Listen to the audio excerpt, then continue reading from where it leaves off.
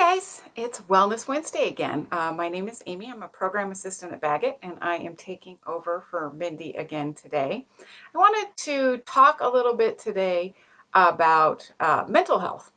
And yesterday was the 4-year anniversary from when I had my mastectomy.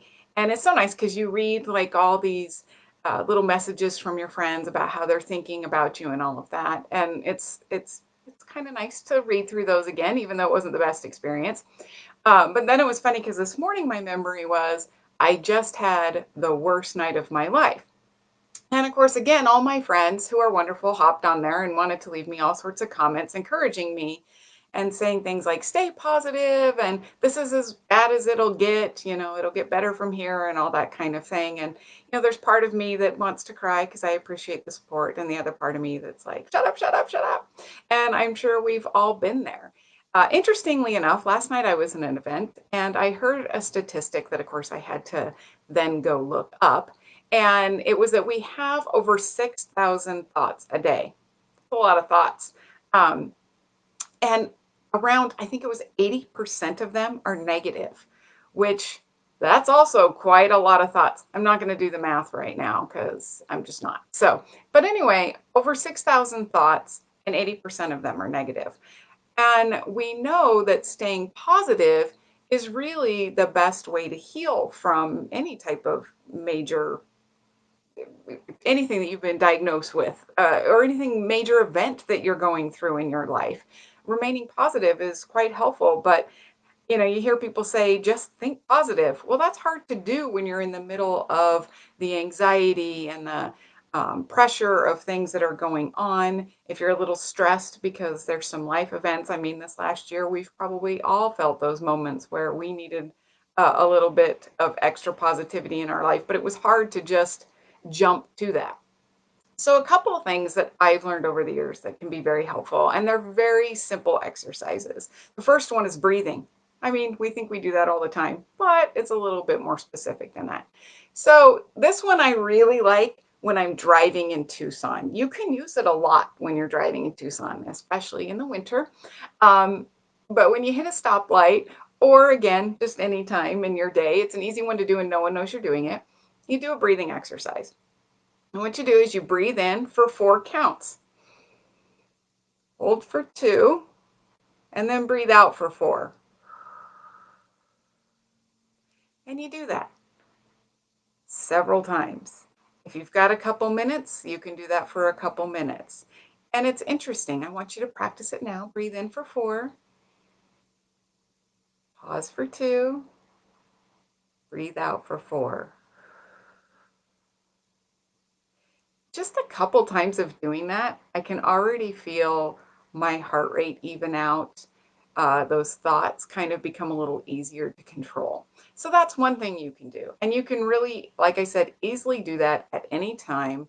You can be sitting in a room of people, you can be sitting by yourself. It doesn't matter. You can even find a nice place where you can really, focus on that breathing.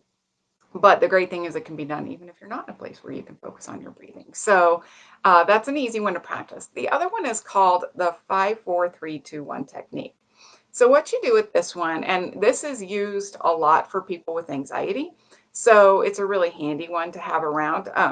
5 things that you can see. So you look around you. What kind of things can you see? Is it um, your dog, a couch, a pen, maybe some flowers? You can focus on specific things, like you can look for colors, like anything, 5 things in the room that are orange, or 5 things in the room that are blue, or just 5 things. It doesn't matter. But you kind of take a second to pause and look at each one of those 5.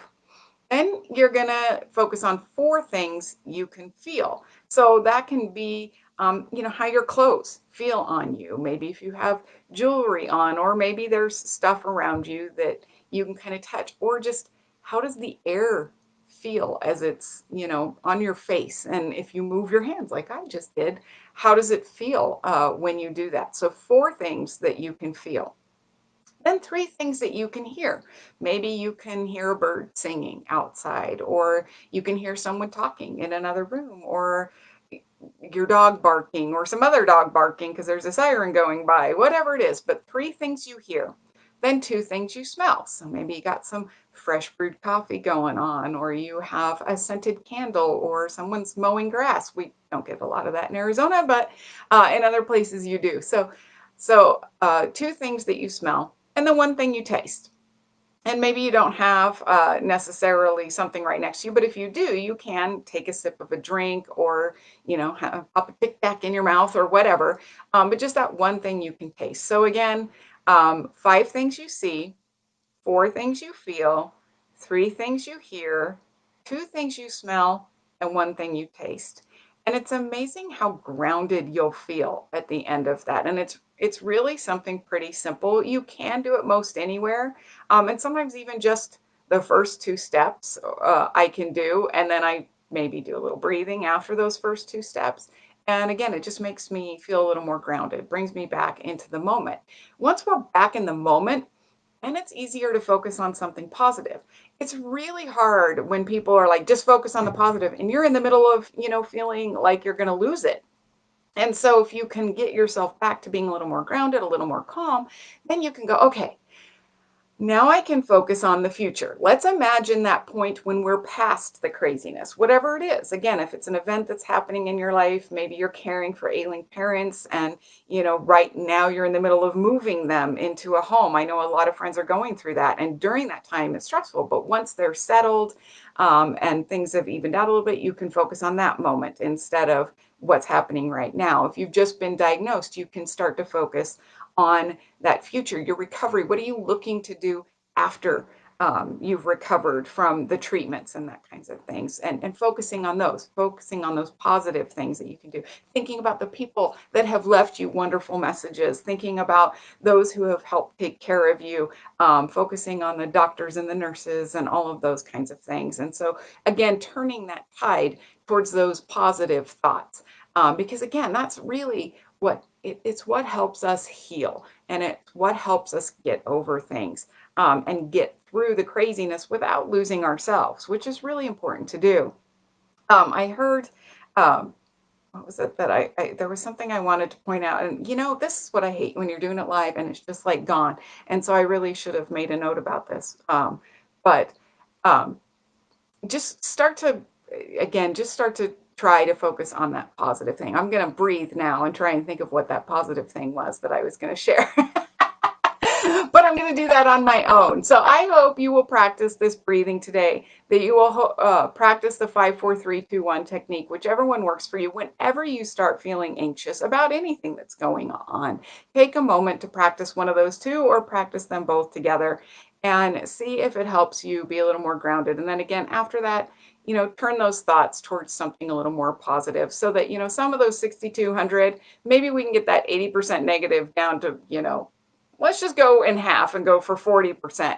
Oh, that's what I was going to say. I once heard a statistic that like 98% of what we worry about never actually happens. And so if we can, maybe turn the tide from there, get it away from those things that are probably never going to happen. Anyway, I hope you all have a fabulous day today, that you practice some techniques and you get that mental health into a much more positive range. And maybe you don't need that at all. If you don't, just share some comments with us, telling us how wonderful you feel and what you appreciate in life, because we actually really do love to see those kinds of things. All right. Hope you have a fabulous day. Stay well. Bye.